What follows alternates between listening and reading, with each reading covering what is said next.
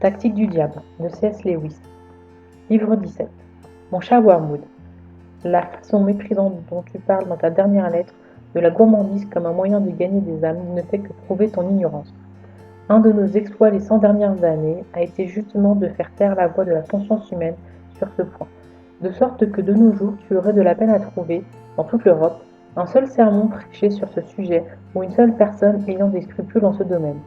Ceci a pu se réaliser en grande partie parce que nous avons concentré nos efforts sur la gourmandise du gourmet plutôt que sur celle du glouton. Comme je l'ai appris en consultant son dossier et comme tu le tiens sans doute de glubose, la mère de ton protégé en offre un exemple typique. Elle serait bien surprise, et le sera un jour, je l'espère, de découvrir que sa vie entière a été asservie à ce genre de sensualité. Le fait lui échappe totalement puisqu'elle n'absorbe jamais de grandes portions de nourriture à la fois. Mais qu'importe la quantité, si seulement nous réussissons à nous servir du ventre de l'homme ou de son palais pour provoquer des récriminations, de l'impatience, un manque de charité et de l'égoïsme. Glubose tient la vieille femme bien en main. Elle est la terreur de ses hôtesses et de ses domestiques. Elle refuse tout ce qu'on lui offre en disant d'un air posé, avec un petit soupir et un sourire « Oh, s'il vous plaît, tout ce que je demande, c'est une tasse de thé, pas trop fort, mais pas non plus trop faible, avec un tout petit morceau de toast bien croustillant. Tu comprends ?» Comme ce qu'elle exige est plus petit et moins coûteux que ce qu'on lui offre, elle ne considère jamais comme de la gourmandise son obstination à obtenir ce qu'elle désire, quel que soit le dérangement qu'elle occasionne ainsi aux autres. Au moment même où elle satisfait son envie, elle croit pratiquer la tempérance. À table dans un restaurant bondé, elle pousse un petit cri d'horreur en voyant le plat que la serveuse, débordée de travail, vient de poser devant elle et s'exclame « Oh, c'est beaucoup trop! Emportez-moi tout ça et ne m'en rapportez que le quart, tout au plus !» Si on la questionnait, elle affirmerait qu'elle agit ainsi pour éviter le gaspillage.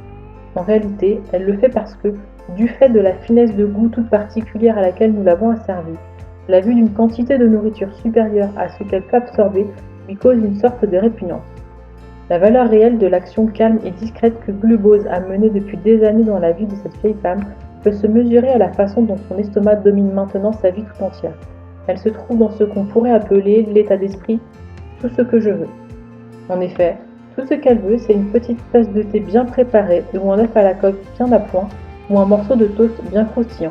Mais elle n'arrive pas à dénicher une cuisinière ou à trouver une amie qui sache faire convenablement ces choses pourtant si simples parce que, chez elle, le mot « convenablement » recouvre une avidité insatiable d'éprouver le plaisir exact, mais quasiment introuvable maintenant que son palais aurait connu par le passé.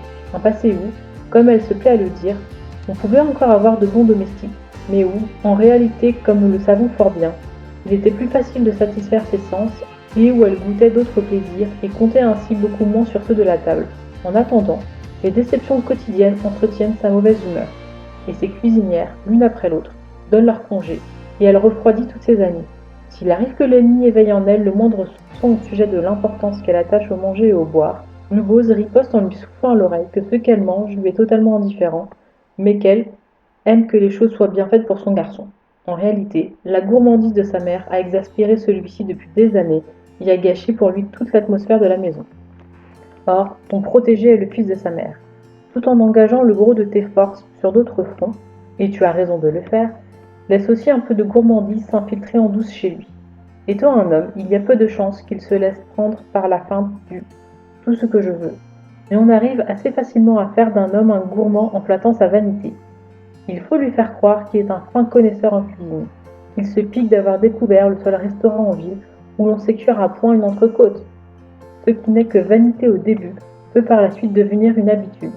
Mais, de quelque manière que tu t'y prennes, l'essentiel est de l'amener au point où le refus de la chose à laquelle il tient, que ce soit la bouteille de champagne ou sa tasse de thé, la salle à la Colbert ou ses cigarettes, le mettra hors de ses gonds, car à ce moment-là, sa charité, son sens de la justice et son obéissance seront entièrement à ta merci. Un simple excès dans le manger et le boire n'a pas la même valeur pour nous que cette gourmandise plus raffinée. Toutefois, la principale utilité est de servir comme une préparation d'artillerie avant tes attaques contre la chasteté. Dans ce domaine comme dans tous les autres, il importe de maintenir chez ton protégé une attitude de fausse spiritualité.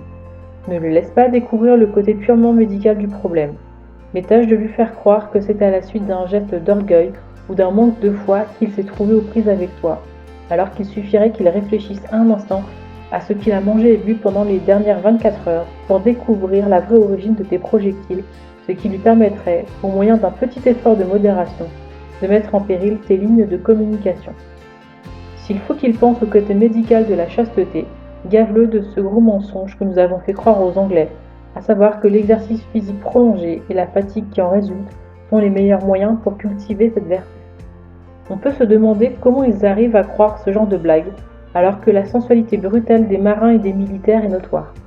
Il est vrai que pour faire circuler cette histoire, nous avons fait appel aux instituteurs, à ces hommes dont l'intérêt porté à la chasteté n'était qu'une excuse pour prôner les sports et qui, de ce fait, ont prôné les sports comme la bonne méthode pour sauvegarder la chasteté. Mais ce problème est beaucoup trop complexe pour qu'on l'aborde en fin de lettre. Ton oncle affectionné, Scouteil.